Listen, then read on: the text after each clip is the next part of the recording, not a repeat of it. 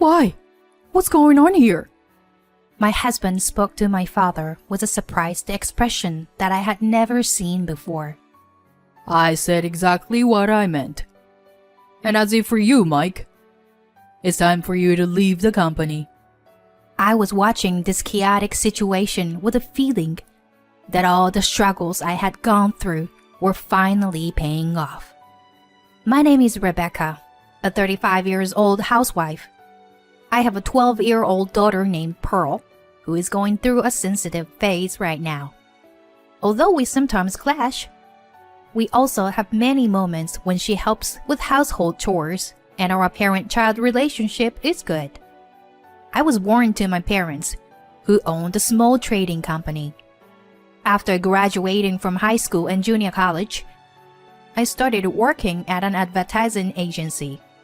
I intended to take over my parents' company someday, but I deliberately chose a general company to gain work experience first. I met my husband Mike at a group blind date. He was bright, talkative, and always cheered everyone up. I was rather shy and was attracted to his charm that I didn't have. Moreover, he was highly educated, graduated from a famous university, and was an elite businessman at a famous company at that time. I was swept off my feet by his intense approach, and we got married without any trouble. After we got married, he became the executive officer to take over my father's company, and I supported our family at home. The company was doing well, and he was expected to become the president eventually. However, things changed around the time when our daughter Pearl was born. It was my first time raising a child. I was busy taking care of her day and night. The days without sleep continued when she started to cry at night. My husband was cold to me as I struggled every day to take care of my daughter, with dark circles under my eyes. What's with that horrible look on your face? You were already finished as a woman. One day, I became furious at my husband's heartless remark, and we got into an argument. You could at least participate a little. You don't help at all. Just saying you have work every day. That's because I'm being used by someone's father, isn't it? Don't blame others, you fatso. I was about to throw the bowl I had in my hand at my husband, but I snapped out of it when Pearl started crying. After this argument, my relationship with my husband became increasingly strained. Instead of helping with household chores and childcare, he started leaving the house for work more and more often. I had a vague feeling that it wasn't really work he was going to. The reason I didn't divorce him at the time was solely for my daughter's sake. I also didn't want to worry my parents. When my husband was at home, he always locked himself in his room and never came out. In addition, he started harassing me at some point. Here, this is the monthly living expenses. My husband handed me only $600 and said calmly with a mean smile in response to my angry reaction. What? You expect me to live on this for a month? You're not working, so try to manage with this. With a child, we couldn't even cover our food expenses with just this much. I managed to get by with the savings I had accumulated during my single days. Such situations continued frequently, but my husband was only good on the surface. He always acted like a good employee and husband in front of my parents and other colleagues. One day, at my wit's end, I tried to talk to my parents about my husband, but he always showed a kind and reliable side in front of them, so they didn't believe me. In fact, they ended up scolding me, saying that maybe I wasn't trying hard enough. I struggled with housework and child rearing in isolation. By the time Pearl became an elementary school student, I started helping my parents' company. However, the work was extremely hard. My husband always went out saying he was on a business trip and left me alone to do his share of the work. I worked hard without complaining for my daughter's sake and to avoid worrying my parents. As time passed and Pearl became a middle school student, a small conflict arose in our home. Pearl had finally witnessed my husband's infidelity. I had already been disappointed in my husband for quite some time and had noticed the presence of the other woman here and there. However, I couldn't be sure because of my concern for my daughter, and I had always let it go. But one day, Pearl saw her father walking with another woman in the shopping mall. When she came home, she immediately asked her father, "Dad, who is that person?" "The woman you were walking with in the mall," my husband answered without showing any remorse. "She's one of my friends." "Really? Is she really just a friend?" And my husband suddenly raised his voice. "If I say she is my friend, then she's my friend. Don't you interfere in adults' affairs." When my husband slammed his hand on the table, our daughter flinched. "Mom, please don't wash Dad's clothes with mine," my daughter said to me before going to her room. "I am going to be the president of this company. It's natural to have one or two women." I was dumbfounded by my husband's frank admission of infidelity. From that day on, the number of times I had to run the washing machines increased, even though I was already busy. In the midst of this, it was decided that the company's 20th anniversary events would be held. My husband continued to be absent from home, citing work. He even ordered me like this: "You're going to be in charge of this anniversary event. Got it? If you embarrass me, I won't tolerate it." He pushed all the responsibility for organizing the anniversary event onto me. My workload became even more difficult than before. Fortunately, the staff helped me, but I still had to work until late at night every day. One day, I finished work as usual and started doing housework. As I was about to sit down to eat dinner with my daughter, everything went blank. When I came to, I was lying in the hospital bed. My body had finally given out. My parents and my daughter and parents looked at me with concern. "Mom, are you okay? The doctor said it's overwork. I can't get Dad on the phone. I've called him dozen times already." "I see. Maybe your dad must be busy." Just then, a phone call came in from my husband. "What are you slacking off for? What are you going to do if it affects the event? Can you take responsibility for taking time off, huh?" He berated me and then abruptly hung up the phone. I didn't feel anything anymore. He was just a stranger hiding behind a husband's mask.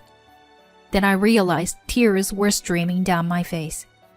My daughter noticed and asked, "Mom, what's wrong? Did Dad say something terrible again?" Seeing the worried look of me and my daughter, my parents asked, "Rebecca, what's going on?" I didn't feel the need to hide anything and told my parents everything that had been going on for years. That my husband has been neglecting our family, not doing his job, and being cruel to my daughter. And nobody understands my pain. My parents listened quietly until I finished. Then they apologized to me. "I'm sorry, Rebecca. I didn't realize you were suffering that much.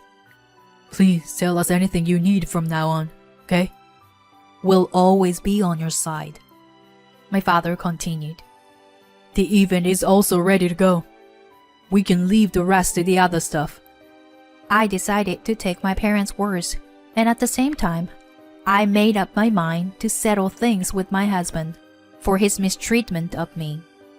I hired a private detective and evidence of my husband's infidelity was quickly found. Furthermore, it was revealed that his business trips, which he claimed were for work, were actually just an excuse.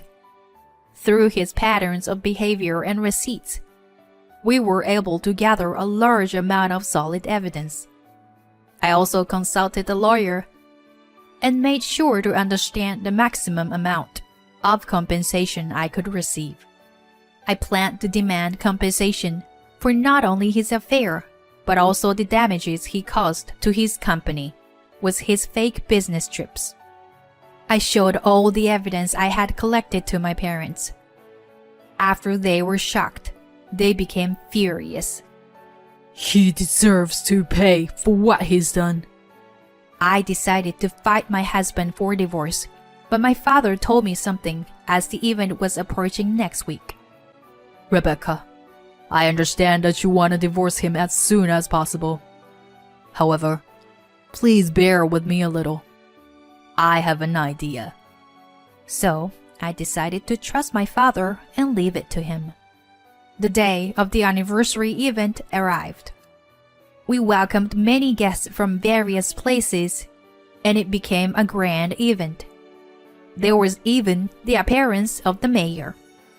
In such a glamorous setting, my husband was very proud, even though he hadn't done anything himself. After the greetings were over, the reception-style dinner began. I was with my daughter at my parents' table. Then, my husband came over boldly and said to my father with great pride, "How do you like the party I organized?" "Ah, it's quite something. This party is special, and it's our 20th anniversary, so it has to be exceptional." "Sure, leave it to me." Upon hearing my husband brown-nosing my father, my daughter chimed in. "Dad, that's all a lie. You didn't do anything. Mom did. Grandpa, he also has a crush on someone else, you know. I saw him with a woman at the mall, and it wasn't Mom." My husband glared at his daughter and said in a low voice, "Pearl, didn't I tell you before? Don't meddle in grown-up affairs." With a smirk, he returned to my father and said, No worries, sir. It's just childish talk. Anyway, about my promotion to CEO. Oh, yes, that? Sure. Wait for the announcement of the new personnel changes after this." My father, not to be outdone by his son-in-law, also had a creepy smile on his face. It was a pretty strange sight. And as the party entered its final phase, it was finally time for the announcement of the personnel changes by the current president, who happened to be my father, while my husband awaited the announcement with a glass of wine in hand, looking quite pleased with himself. My family and I stared at him as if he were a bitter pill to swallow. He no longer seemed like family to us. Then my father began his speech. "Thank you all for coming to our company's 20th anniversary celebration, despite your busy schedules. Today, I, William Tucker, have decided to retire as president and pass on the torch to my successor." The room felt silent, waiting for my father's words to sink in. My husband's face was already beaming with a smile, eagerly waiting for the announcement. "I hereby appoint my daughter Rebecca as the new president." The room erupted into loud applause after the announcement, and I could see the shock and disbelief on my husband's face as he stood there with his mouth hanging open. The party ended without incident, and as we started clearing up, my husband ran over to my father. "Why? What's going on here?" "I said exactly what I meant. And as if for you, Mike, it's time for you to leave the company." "What? How could this? Why? You know the reasons better than anyone else. I have no idea what you're talking about. This must be Rebecca's doing, isn't it? He glared at me as he spoke. Did you say something to your father about this? What? No, I haven't done anything. I simply told my parents the truth. Then I scattered the documents I had in my hand on the floor. There were numerous photos of my husband's affair and evidence of his fake business trips. My husband's face turned pale as he saw them. How could you get these? When did you... While you were away on your business trip, of course. I've gathered all the evidence your infidelity and fake trips. So you can't deny it. Then my father picked up the evidence photos and spoke. Well, this is how it is. We'll make sure to charge interest on the expense claims for your fake business trips. And as for the cost of your affair, you pay my daughter back. That's for sure. Wait a minute! Damn it! Rebecca, you... My husband tried to hit me, but a passing guest accidentally tripped him, and he fell hard on the floor. You'll pay for this. Both of you. Sure. We won't be seeing you anymore anyway. Please contact our lawyer from now on. With that, I handed my husband a business card for a law firm. The security guards, alerted by the commotion, then restrained him and escorted him out of the venue. A few months later, I successfully divorced my husband. After being kicked out of the house, my ex-husband struggled to find a new job. On top of that, he was burdened with a hefty settlement fee. However, I no longer had any connection to his difficulties, as long as he paid me the settlements as agreed. As for myself, I took over my father's company and have been steadily growing its business. My daughter, who has not suffered any damage from the divorce, enjoying a happy student life. To her, it was as if she had never had father in the first place. Mom, when I grow up, I will be a good enough person to be entrusted with this company. She said something so heartwarming. And there was one more happy event for me. I received a second marriage proposal in my life. The person was the one who tripped my ex-husband when he tried to attack me. His name was Hector, and he was the president of one of our company's clients. He was also a divorcee, and we hit it off. As we watched my husband being taken away by the security guard, he said, A great party was almost ruined by him. It's a good thing that this commotion happened after the party.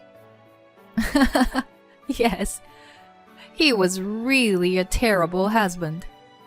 He cheated, took fake business trips, and, as if I had relieved my burden, I somehow blurted out my life story to Hector. Sounds like you've been through a lot, but looking at your daughter, it's all worth it. You are a good wife and a good mother. Listening to our conversation, our daughter smiled happily. A few days later, he and our family ran into each other at a nearby cafe.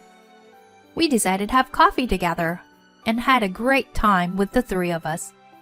That led to us having meals together.